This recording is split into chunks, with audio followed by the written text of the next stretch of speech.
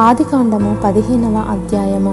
ఇవి జరిగిన తరువాత యెహోవా వాక్యము అబ్రామునకు దర్శనమందు వచ్చి, అబ్రామా, భయపడకుము, నేను నీకు కేడెము, నీ బహుమానము అత్యధికమగునని చెప్పెను. అందుకు అబ్రాము, ప్రభువైన యెహోవా నాకేమీ ఇచ్చిననేమి? నేను సంతానము లేనివాడనైపోవచ్చున్నానే.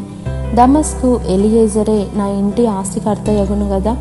మరియు అబ్రాము, ఇదిగో, నీవు నాకు సంతానమియ్యలేదు గనుక నా పరివారంలో ఒకడు నాకు వారసుడగునని చెప్పగా, యెహోవా వాక్యము అతని వద్దకు వచ్చి, ఇతడు నీకు వారసుడు కాడు, నీ గర్భవాసమున పుట్టబోవుచున్నవాడు నీకు వారసుడగునని చెప్పెను.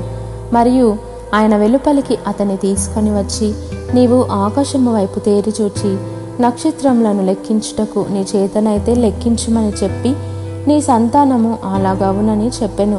అతడు యెహోవాను నమ్మెను, ఆయన అది అతనికి నీతిగా ఎంచెను.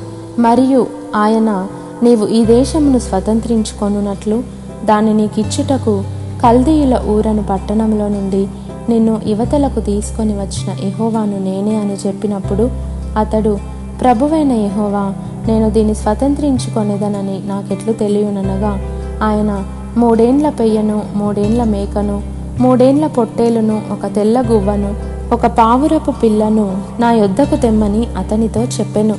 అతడు అవన్నీ తీసుకొని వాటిని నడుమకు ఖండించి దేని ఖండమును దాని ఖండమునకు ఎదురుగా నుంచెను. పక్షులను అతడు ఖండింపలేదు. గద్దలు ఆ కళేబరముల మీద వ్రాలినప్పుడు అబ్రాము వాటిని తోలివేసెను. ప్రొద్దుగ్రుంకబోయినప్పుడు అబ్రామునకు గాఢ నిద్ర పట్టెను. భయంకరమైన కటిక చీకటి అతని కమ్మగా ఆయన, నీ సంతతి వారు తమది కాని పరదేశమందు నివసించి ఆ దేశపు వారికి దాసులుగా నుందురు. వారు 400 ఏండ్లు వీరిని శ్రమ పెట్టుదురు. వీరు ఎవరికి దాసులవుదురో ఆ జనమునకు నేనే తీర్పు తీర్చుదును.